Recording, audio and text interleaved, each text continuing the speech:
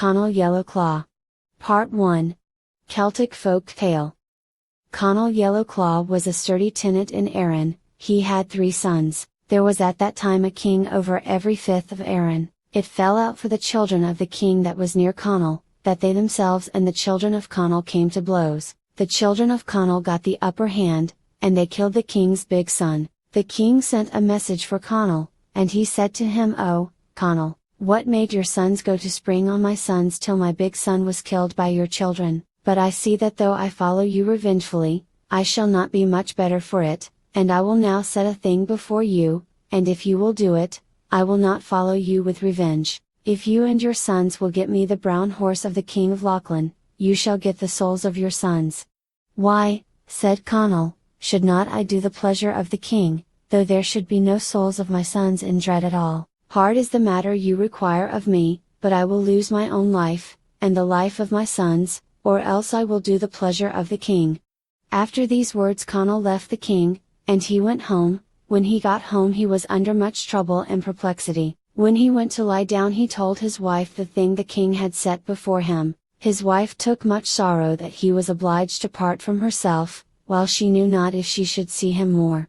"Oh, Conal," said she, "why didst not thou let the king do his own pleasure to thy sons, rather than be going now, while I know not if ever I shall see thee more?" When he rose on the morrow, he set himself and his 3 sons in order, and they took their journey towards Lochlin, and they made no stop but tore through ocean till they reached it. When they reached Lochlin they did not know what they should do. Said the old man to his sons, "Stop ye, and we will seek out the house of the king's miller." When they went into the house of the king's miller, the man asked them to stop there for the night. Conal told the miller that his own children and the children of his king had fallen out, and that his children had killed the king's son, and there was nothing that would please the king but that he should get the brown horse of the king of Lochlin. "If you will do me a kindness, and will put me in a way to get him, for certain I will pay ye for it." "The thing is silly that you are come to seek," said the miller, "for the king has laid his mind on him so greatly that you will not get him in any way unless you steal him, but if you can make out a way, I will keep it secret." "This is what I am thinking," said Conal, "since you are working every day for the king, you and your gillies could put myself and my sons into 5 sacks of bran." "The plan that has come into your head is not bad," said the miller.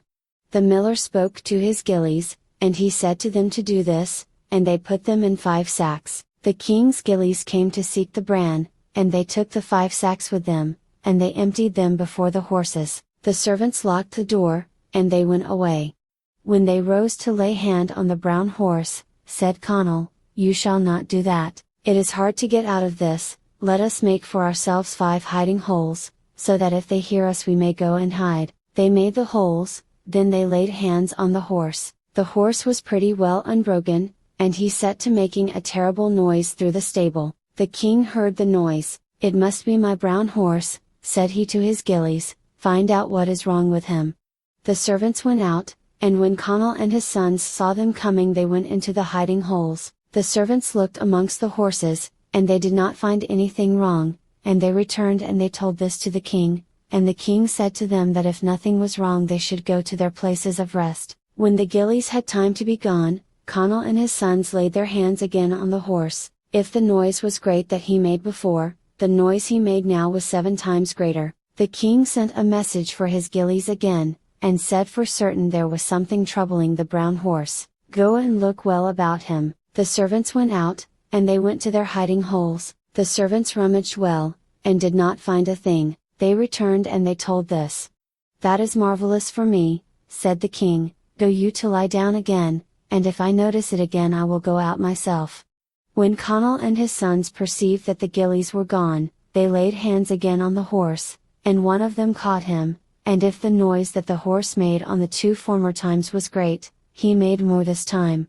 "Be this from me," said the king, "it must be that someone is troubling my brown horse." He sounded the bell hastily, and when his waiting man came to him, he said to him to let the stable gillies know that something was wrong with the horse. The gillies came, and the king went with them. When Conal and his sons perceived the company coming they went to the hiding holes. The king was a wary man, and he saw where the horses were making a noise. "Be wary," said the king, there are men within the stable, let us get at them somehow. The king followed the tracks of the men, and he found them. Every one knew Conal, for he was a valued tenant of the king of Erin, and when the king brought them up out of the holes he said, "Oh, Conal, is it you that are here?" "I am, O king, without question, and necessity made me come. I am under thy pardon, and under thine honor, and under thy grace." He told how it happened to him, and that he had to get the brown horse for the king of Erin, or that his sons were to be put to death. I knew that I should not get him by asking, and I was going to steal him. "Yes, Conal, it is well enough, but come in," said the king. He desired his lookout men to set a watch on the sons of Conal, and to give them meat, and a double watch was set that night on the sons of Conal. "Now, O Conal," said the king, "were you ever in a harder place than to be seeing your lot of sons hang tomorrow? But you said it to my goodness and to my grace, and say that it was necessity brought it on you, so I must not hang you. Tell me any case in which you were as hard as this, and if you tell that, you shall get the soul of your youngest son." "I will tell a case as hard in which I was," said Conal. "I was once a young lad, and my father had much land, and he had parks of year-old cows, and one of them had just calved, and my father told me to bring her home. I found the cow, and took her with us. There fell a shower of snow. We went into the herd's bothy, and we took the cow and the calf in with us, and we were letting the shower pass from us. Who should come in but one cat and 10, and one great one-eyed fox-colored cat as head bard over them. When they came in very deed I myself had no liking for their company. 'Strike up with you,' said the head bard, 'why should we be still, and sing a cronan to Conal Yellowclaw?' I was amazed that my name was known to the cats themselves. When they had sung the cronan, said the head bard, 'Now, O Conal, pay the reward of the cronan that the cats have sung to thee.' 'Well then,' said I myself, 'I have no reward whatsoever for you, unless you should go down and take that calf.' No sooner said I the word than the 2 cats and 10 went down to attack the calf, and in very deed, he did not last them long. 'Play up with you, why should you be silent? Make a cronan to Conal Yellowclaw,' said the head bard. Certainly I had no liking at all for the cronan, but up came the 1 cat and 10, and if they did not sing me a cronan then and there, pay them now their reward, said the great fox-colored cat. 'I am tired myself of yourselves and your rewards,' said I. 'I have no reward for you unless you take that cow down there.' They betook themselves to the cow, and indeed she did not last them long.